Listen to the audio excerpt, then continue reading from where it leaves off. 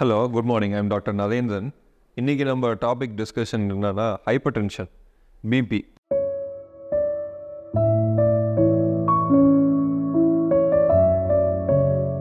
So first பிபினா என்ன அப்படின்னா, ஜென்ரலாக வந்து பிபி வந்து 120/80 அந்த மாதிரி சொல்லுவாங்க. ஸோ ஜென்ரல் பாப்புலேஷனில் இந்த மாதிரி 120/80 அதுக்கும் கீழேயோ இல்லை அரௌண்ட் 120/80 ரேஞ்சில் இருந்தால் நார்மலாக வந்து எல்லா ஆர்கன்ஸும் நார்மலாக ஃபங்க்ஷன் ஆகும், எதுவும் அஃபெக்ட் ஆகாது. இப்போ இந்த ரேஞ்சை தாண்டும் போது தான் நம்மளுக்கு ப்ராப்ளம் ஆகிட்டே இருக்கும். எவ்வளோக்கு எவ்வளோ அது ரேஞ்சை தாண்டி போகுதோ, ஃபார் எக்ஸாம்பிள் 160, 170, 180 இந்த மாதிரிலாம் போகும்போது காம்ப்ளிகேஷன்ஸ்க்கான சான்சஸும், நம்ம அந்த ஆர்கன் டேமேஜ் ஆகுது, கிட்னியும் சரி, கண், பிரெயின், இதெல்லாம் ஹார்ட், இதெல்லாம் அஃபெக்ட் ஆகிறதுக்கான வாய்ப்புகள் அதிகமாகுது. ஸோ நம்ம பிபியை வந்து ஜென்ரலாக 130/80க்குள்ளே வச்சுக்கிறது நல்லது. ஸோ தட் லாங் டேர்மில் எந்த ஆர்கனோ வந்து டேமேஜ் ஆகாதுன்றதுக்காக தான் அந்த வேல்யூ வந்து நம்ம சயின்ஸில் ஸ்டடீஸ் பண்ணி கண்டுபிடிச்சிருக்கிறது.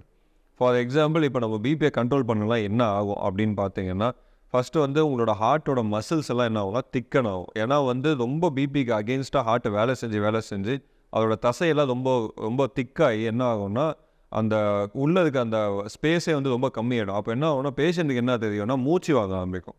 ஸோ எதாவது படிக்கடி ஏறும் போதோ, ரொம்ப வேகமாக நடக்க ட்ரை பண்ணாலும், இல்லை பஸ்ஸுக்கு வேகமாக பிடிக்க போனாங்களோ, அந்த டைமில் அவங்களுக்கு ஃபஸ்ட்டு அறிகுறிகள் வந்து மூச்சு வாங்குறது. நெக்ஸ்ட்டு என்ன ஆகும் அப்படின்னா, இந்த மூச்சு வாங்குற ஸ்டேஜ் அப்படியே விட்டு போனோன்னா ஹார்ட் ஃபெயிலியர் வரதுக்கான வாய்ப்புகளும் இருக்குது. அது ஹார்ட் வந்து ஒரு கட்டத்துக்கு மேலே அதனால் தாக்கு பிடிக்க முடியலன்னா என்ன பண்ணணும்னா, ஹார்ட் ஃபெயில் ஆக ஆரம்பிச்சிடும். அப்போ வந்து டெய்லி ஆக்டிவிட்டி கூட உங்களால் பண்ண முடியாத நிலைமைக்கு போயிடும். மூணாவது, இந்த மாதிரி ரெண்டுமே இல்லாமல் ஹார்ட் அட்டாக்காக வாய்ப்புகளும் சான்சஸ் இருக்குது. இந்த ஹார்ட்டுக்கான ரத்த குழாய்கள்லாம் என்ன ஆகும் அப்படின்னா, பிபி அதிகமாக ரொம்ப பெருசாக விரிஞ்சு எக்டேசியா அந்த மாதிரி எல்லாம் ஆகும்போது என்ன ஆகும்னா, பிளட் ஃப்ளோ, ரத்த ஓட்டம் வந்து சரியாக இருக்காது.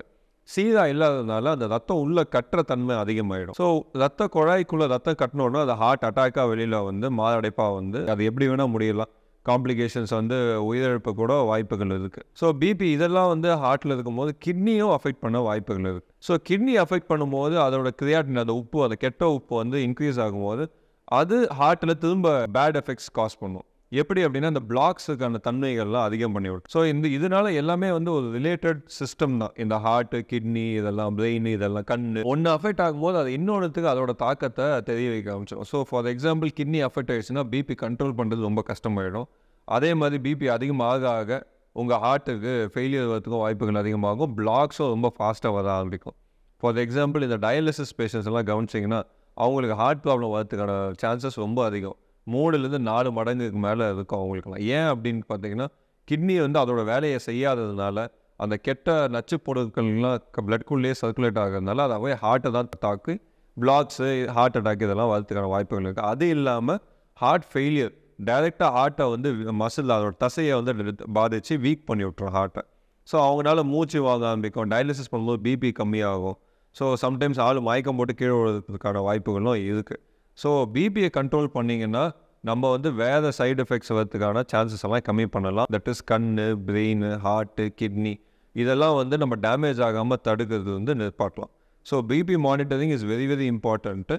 பிபியோட சுகர் சேர்ந்ததுன்னா இன்னும் கேர்ஃபுல்லாக இருக்கணும்.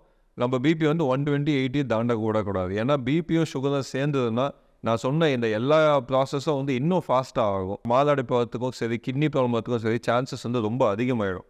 ஸோ இது ரெண்டுமே இருக்கிற பேஷண்ட்ஸ் வந்து ரெகுலர் செக்அப் பண்ணி வச்சுக்கிட்டு சுகரும் பிபியும் கண்ட்ரோலாக வச்சுக்கிறது ரொம்ப ரொம்ப முக்கியமான விஷயம். தேங்க்யூ.